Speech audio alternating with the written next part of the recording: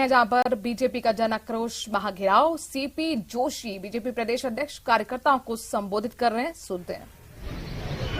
Double एजी जो सरकार का की तरफ से पैरवी करने के लिए खड़ा होता है वो 48 दिन तक गायब हो जाता है और जिन आतंकवादियों को फांसी की सजा हो गई थी उनको बरी होने का निष्कलंक इस प्रकार से राजस्थान सरकार की कमजोरी के कारण वो आतंकवादी जिनको फांसी की सजा होनी थी वो बरी हो गए। बताओ ये गलत हुआ कि नहीं हुआ? तब मेरे मन में विचार आया कि याकूब मेमन को जब फांसी हो रही थी तब इन्हीं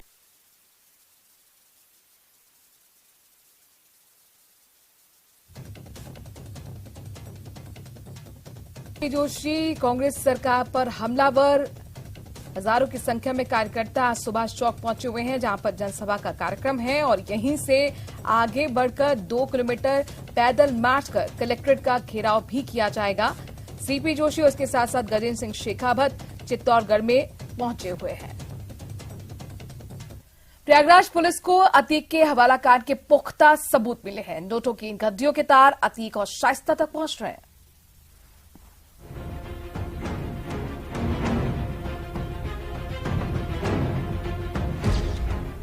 अतीक शाइस्ता के हवाला कांड का पर्दाफाश।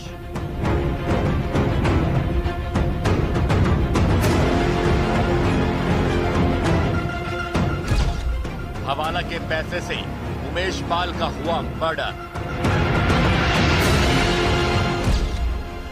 हवाला का पैसा आया, शाइस्ता ने शूटरों को बंटवाया। प्रयागराज पुलिस को अतीक के हवाला कांड के पुख्ता सबूत मिले हैं। नोटों की इन गड्डियों के तार अतीक और शाइस्ता तक पहुंच रहे हैं।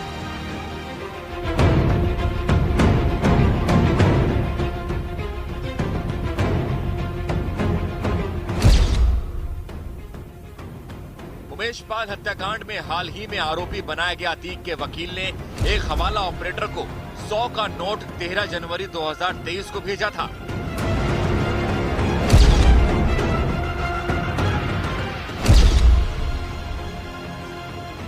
सौ का नोट एक सिग्नल था जैसा हवाला में किया जाता है। 100 का नोट भेजते ही इस तस्वीर में दिखाई दे रहा है कि कई नोटों की गड्डियों की फोटो हवाला ऑपरेटर अतीक के वकील को भेजता है।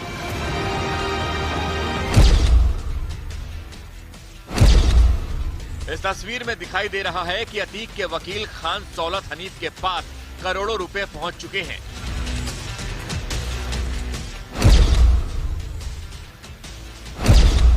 दौलत खान डिलीवरी हुए पैसों की फोटो जेल में बंद अतीक अहमद को भेजता है और पुष्टि करता है कि हवाला से पैसे आ चुके हैं। देश को दहलाने वाले प्रयागराज के उमेश पाल हत्याकांड से पहले एक बड़ा हवाला कांड हुआ था जिसके अब तफ्तीश प्रयागराज पुलिस कर रही है।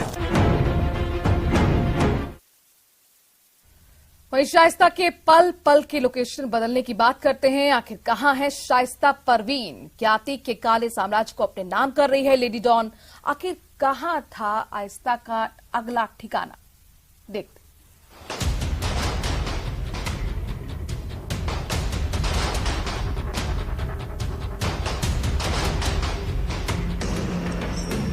उमेश पाल हत्याकांड में फरार चल रही मोस्ट वांटेड और अतीक अहमद की पत्नी शाइस्ता परवीन की तलाश में पुलिस और एसटीएफ की कई टीमें जुटी हुई हैं। शाइस्ता की तलाश में जगह जगह छापेमारी हो रही है।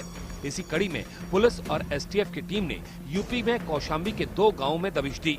दावा है कि इस दौरान वहां से 9 लोगों को हिरासत में लिया गया। कौशाम्बी पुलिस यानी कि यूपी पुलिस जो है इसके साथ एसटीएफ ने ये क्षेत्र और इससे पीछे के जो तमाम क्षेत्र हैं वहां पर पुलिस ने सर्च ऑपरेशन किया। बताया जा रहा है कि 1 घंटा ये सर्च ऑपरेशन रहा और साथ ही सूत्रों के हिसाब से अगर बताएं तो ये बताया गया है कि 4 महिलाएं और 5 पुरुषों को डिटेन भी किया गया है। उमेश पाल हत्याकांड के करीब 2 महीने बाद भी शाइस्ता पुलिस और एसटीएफ की पकड़ से दूर है। फरार चल रही शाइस्ता पर पहले 25,000 का इनाम घोषित किया गया था, जिसे बाद में बढ़ाकर 50,000 कर दिया गया। अब खबर ये है कि उस पर इनाम की राशि बढ़ाकर 1 लाख रुपए करने की तैयारी है। बताया जा रहा है कि शाइस्ता की गिरफ्तारी के लिए पुलिस प्रयागराज से लेकर कौशाम्बी तक कई घरों की तलाशी ले चुकी है। शक के आधार पर कई लोगों से पूछताछ भी की गई, लेकिन अभी तक उसका कोई सुराग नहीं मिला। असरावल खुर्द गांव में इस वक्त मौजूद हैं लोग, यहाँ पर हमारे साथ हैं। पुलिस क्या यहाँ आती है? जी मैम। अब कितना रेगुलर आ रही है, कब से आ रही है? अरे हफ्तन से आ रही है। हफ्ते से आ रही है? हाँ, हर रोज आती है? शाम को आती है। बताया जा रहा है कि पुलिस से बचने के लिए शाइस्ता परवीन मोबाइल फोन का इस्तेमाल नहीं कर रही है। इतना ही नहीं, दावा ये भी किया जा रहा है कि वो ऐसे किसी शख्स से मुलाकात भी नहीं कर रही है जो टेक्नोलॉजी का इस्तेमाल करता हो, क्योंकि इससे पुलिस को लोकेशन ट्रेस करने में मदद मिल सकती है। सूत्रों के मुताबिक शाइस्ता सिर्फ आमने सामने ही बातचीत कर रही है और अपने करीबियों को ही मैसेज पहुंचा रही है। इतना ही नहीं, गिरफ्तारी से बचने के लिए शाइस्ता हमेशा बुर्के में रहती है और कई बुर्के वाली महिलाएं उसके इर्द गिर्द रहती हैं। उमेश पाल हत्याकांड की साजिश रचने वालों में अतीक और अशरफ के साथ जिस महिला का नाम सबसे प्रमुखता से आया वो थी अतीक की पत्नी शाइस्ता परवीन। शाइस्ता अपने पति को दफनाते वक्त मिट्टी देने भी नहीं पहुंची। दावा किया जा रहा है कि शाइस्ता खास मिशन में जुटी हुई है। बताया जा रहा है कि शाइस्ता खुद अतीक के काले साम्राज्य को संभालना चाहती है। वो अतीक की अवैध कमाई समेटना चाहती है, क्योंकि उसे इस बात का डर सता रहा है कि जिन लोगों के पास अतीक अहमद की काली कमाई है वो उसे देने से कहीं इनकार न कर दें।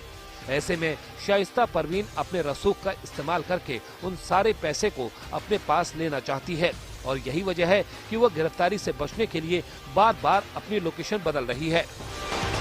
उमेश पाल हत्याकांड के करीब 2 महीने बाद भी शाइस्ता पुलिस की गिरफ्त से दूर है। बताया जा रहा है कि पुलिस जब तक उसके पास पहुंचती है वो अपनी लोकेशन बदल देती है।